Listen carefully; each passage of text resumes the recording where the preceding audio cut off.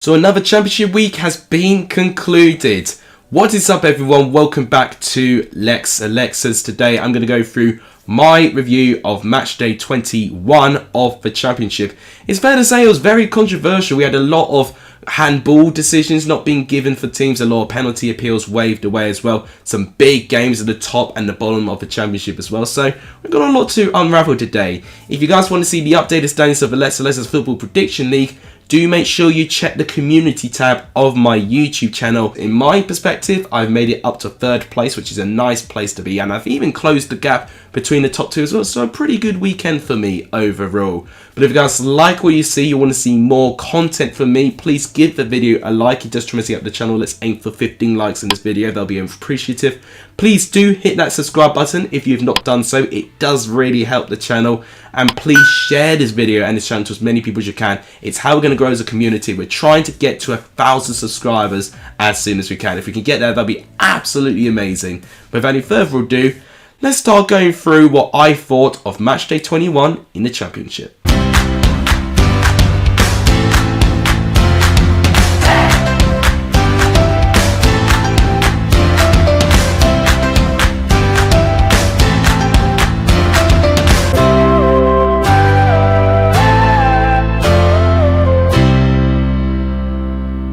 So Friday's game saw Fulham and Bournemouth pick up a 1-1 draw. It was definitely the two best teams in the Championship, and it was such an entertaining game to watch.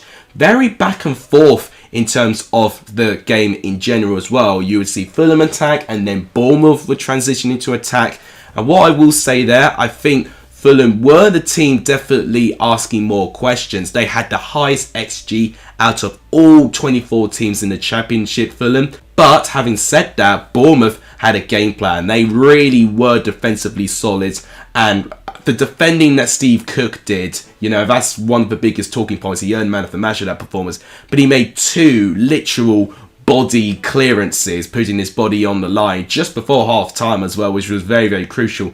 And within literally 6 seconds later, after the second half, 3 passes later, Dominic Solanke finds himself through on goal and scores. It was one of the best kickoff goals you'd ever see, ever. It was definitely an incredible bit of teamwork there by Bournemouth. Fulham really gunned forward, and Bournemouth worked really hard to defend them.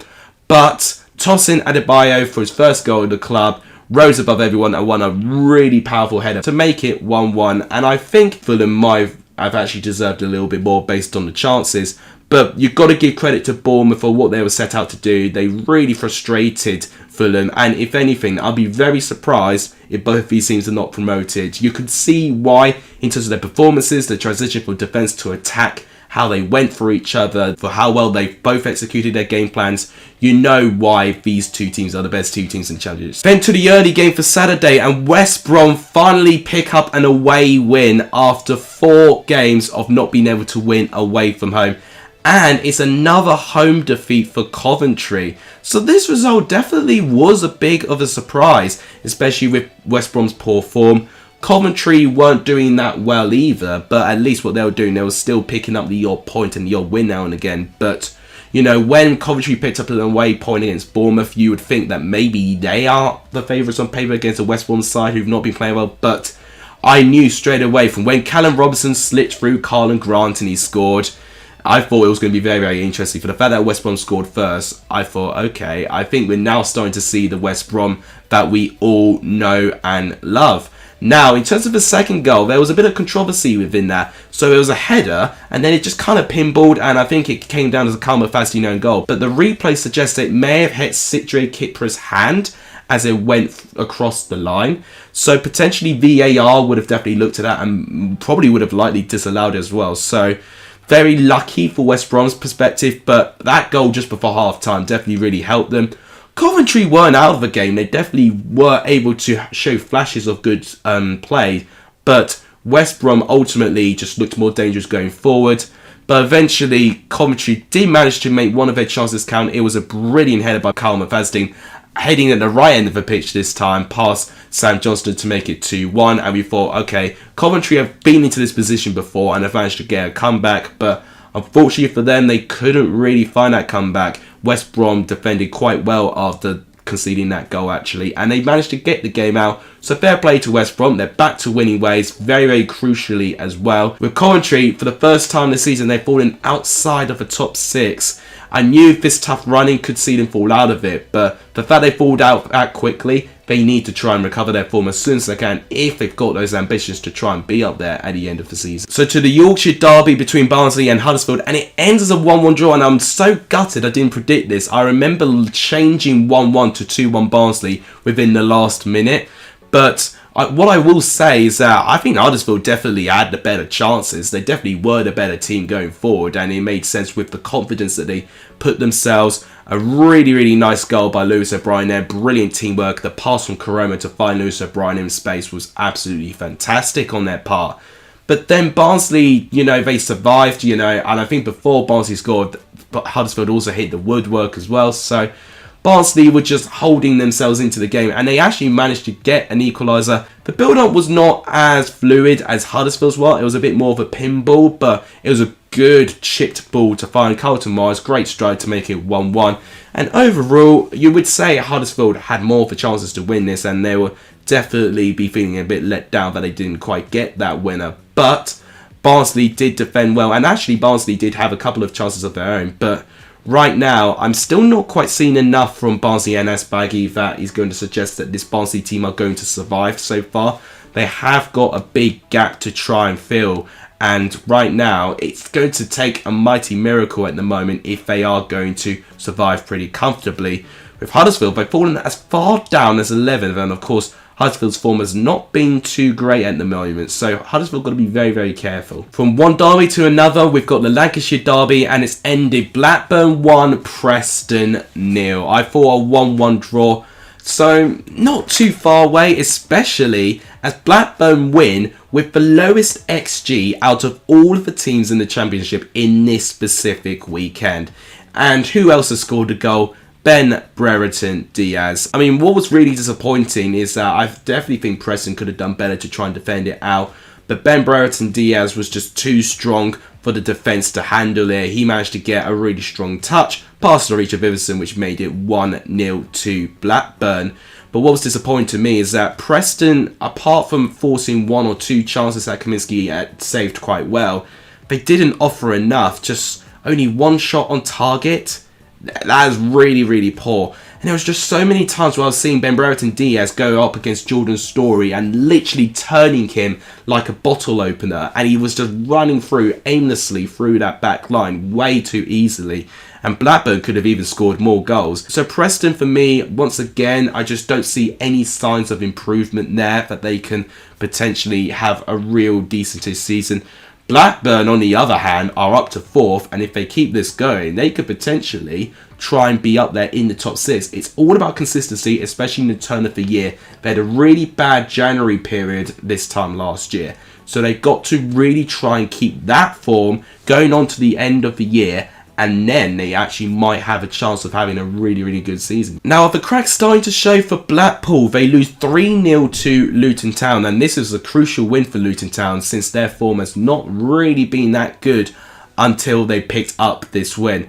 Having said that, though, I did look at the highlights, and if you look at the chances, it was very, very close. Both had the same amount of shots, both had the same amount of shots on target, and Blackpool only had one more corner than Luton. So the stats would say it should be a very even game, but the difference is that Luton took their chances.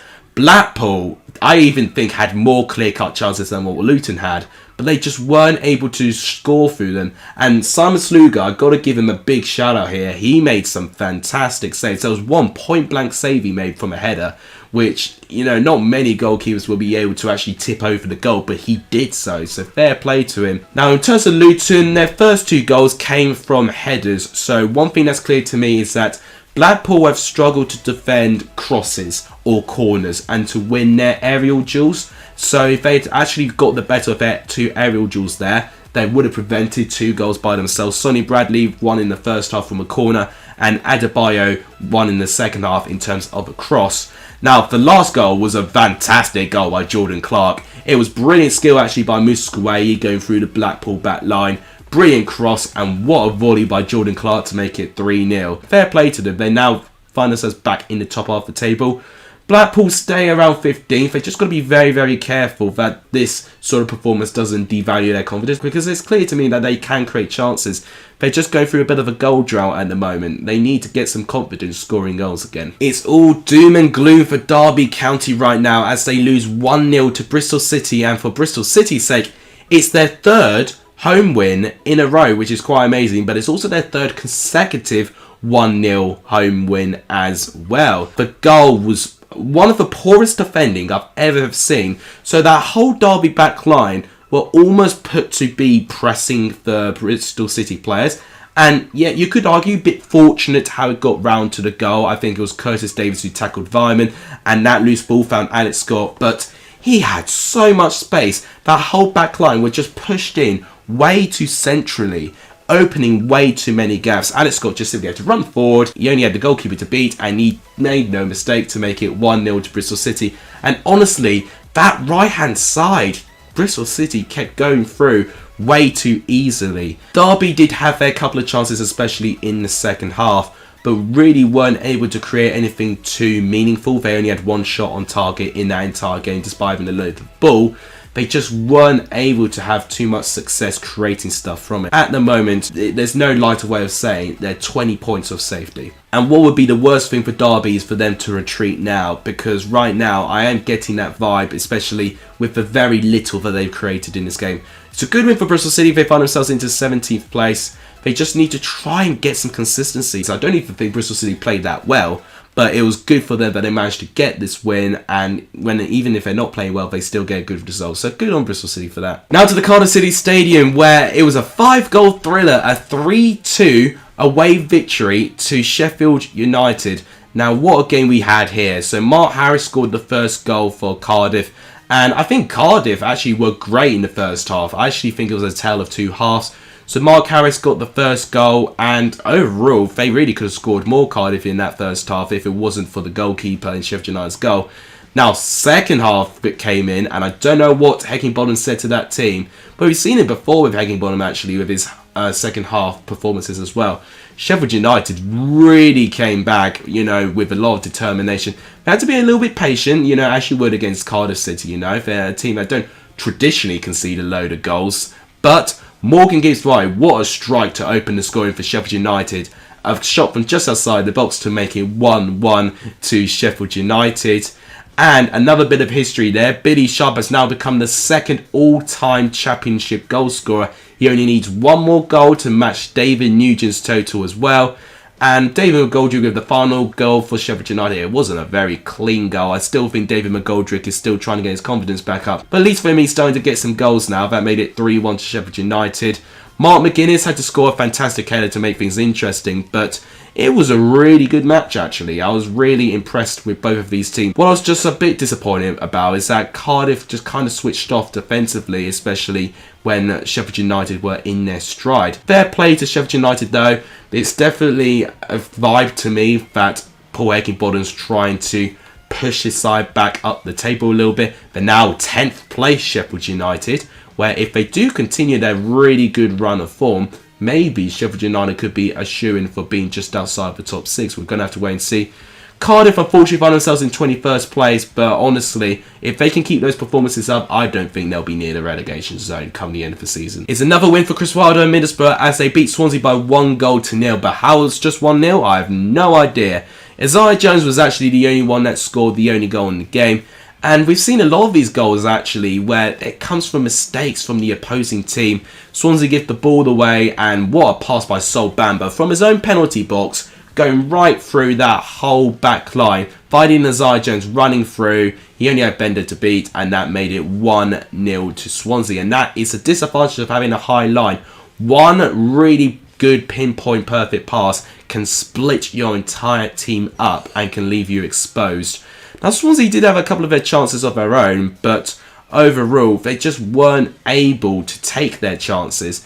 You know, even when they had 5 shots on targets, which surprised me a little bit, you know, the fact they had 15 shots. But when I saw the highlight reel, in terms of the quality of the chances, it looked like Middlesbrough actually had more of the quality chances. You know, Duncan Watmore was put 1-on-1 at one stage, and the fact he didn't take any, spent too much time on the ball. You know, that should have wrapped the game up for Middlesbrough. You know, Middlesbrough, for me, were the team who are actually playing really, really well. They kept their shape very, very well. They broke forward, and I was starting to see the overlapping players, which I'm really excited to see Middlesbrough try and learn to do. So overall, I think there are positive signs there.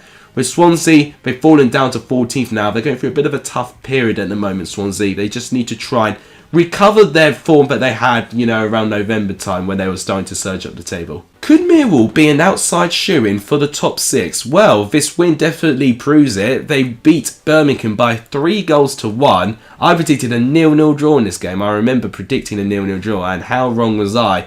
We had some quality goals in this game. So Murray Wallace managed to score the first goal. Brilliant work on his part to make it 1-0 there. And Tom Bradshaw managed to get the second goal, a bullet header from a corner to make it 2-0 to Millwall. Now, a brilliant teamwork goal actually between Birmingham there. Riley McGree working really, really well with Troy Deeney, and Scott Hogan. Again, I'm loving this partnership. Brilliant strike by Deeney to make it 2-1. But then an absolute wonder strike by George Evans, saying that he wants the goal of the weekend over Troy Deeney. A brilliant strike past the reach of Sarkic to make it 3-1. And for the fact of the matter is that Sarkic probably was one of Birmingham's man of the match winning performances. You know, it says a lot that Millwall were absolutely brilliant going forward. 19 shots, and to have 9 shots on target for Millwall, it's not something you hear very, very often. It was a terrific performance by the Lions. And if they keep these performances going and actually have this determination, you know, they were one of the few teams, Millwall, that I've seen them kind of continuing where they left off in the first half, if that makes sense. And it's normally very, very different. When teams play well in the first half, they kind of drop back a little bit. But Millwall were ruthless. They really made sure that they really had a great game there, which is brilliant. As with Birmingham, I think for me, they just conceded too many chances. I mean, they had chances of their own, but they just weren't anywhere near the quality than what Millwall was. So, yeah, Birmingham got to be a little bit careful at the moment. Nottingham Forest and Peterborough ended 2-0 to Nottingham Forest. A pretty simple win, you would dare say, with Nottingham Forest. But having said that, Peterborough actually came the closest to scoring before any of the goals came in. Siriki Dembele actually getting the better of the back line. He manages to get through, and he just needed to hit the target and it would have been a goal. But his shot came off the post, and you just felt from that incident that just wasn't going to be Peterborough's day. But it took a while to get a goal, actually. Not until the 72nd minute, where it was Brennan Johnson in the right-hand side. I mean, who else was going to be involved in the goal? Cross came in. It came off Lewis Graben with him trying to score. It didn't quite work. But then it found James Garner, completely unmarked. Scored the rebound to make it 1-0 to Nottingham Forest. And it was made even better when Ryan Yates managed to score just over 10 minutes later to make it 2-0 to Nottingham Forest. Right now, they find themselves in 13th place. You know, I don't even think that Nottingham Forest will find a more comfortable win this season. You would say that I don't even think Nottingham Forest played at their best, to be honest. But even with that, and a bit similar with Bristol City, it doesn't matter if you don't play your best. It's all about the results. And Nottingham Forest have got a result, which is really encouraging for them. Peterborough are just kind of really in a really bad rot right now. Their confidence, I can see just from Siriki Dembele with his miss. It's just feeling very dejected. You know, rock bottom. They're 5 points off safety, and if they're not careful and they don't pick up a win soon, that gap is only going to get bigger. Because I can definitely see Cardiff and Reading and Hull picking up more points in the next couple of games. Speaking of Reading and Hull, they played against each other and drew 1-1. Now, I definitely think Reading were the team that deserved something from this game. They had way more chances. They created way more on goal. 7 shots on target to Hull City's 2. Now, what a goal by Tom Holmes as well. It was a corner that came in and a bicycle kick in the top right corner. I mean, we don't see that often, and he's a centre-back, but fair play to Tom Holmes. It was a brilliant goal on his part, which made it 1-0 to Reading. The equalising goal wasn't anywhere near as special. If anything, it was very disappointing goalkeeping by Southwood. It was Malik Wilkes just outside. I mean, he was a good 20 yards away from the goal. Takes a strike. It was a pretty good shot, but then it squirmed. It squirmed right next to Southwood, and he can't keep it out, which made it 1-1. And what I was hoping that Hull would kind of fight and see if they can get the winner from that, you know, knowing that a bit of luck's gone their way. But it was pretty comprehensively Reading that were the better team, and they were the ones searching for the winner. And, you know, overall, if it wasn't for Ingram being fantastic in goal, maybe Reading would have found a winner. But it was a good performance by Ingram. And whilst Hull did manage to survive and were holding on a little bit, they did keep well on their defence, and they managed to hold their shape well, and they got a draw out of it, which I don't think really helps either for teams, to be honest. But what I will say, at least on their part, that they're not in the bottom three themselves. And for the first time this season, QPR failed to score a goal as Stoke do a number on them, winning by 2-0. Who predicted this? I don't think anyone I know had predicted a Stoke 2-0 win. There was only 2 people, if I remember right, who actually predicted Stoke to win at all. Now, Tyrese Campbell got the first goal, and I've previously talked about this with Middlesbrough's goal, but the opposition giving the ball away, QPR give the ball away very, very cheaply. Mario Vrancic with a brilliant pass to find Tyrese Campbell, a little bit similar to how Sol Bamba managed to find Isaiah Jones, actually. But Tyrese Campbell, in that position, he never misses from there, which made it 1-0 to Stoke. Now, Mario Vrancic, I'm so determined to give him player of the weekend, but after seeing his headlock, I'm not too sure I want to give it to him. So he conceded a penalty by headlocking a player.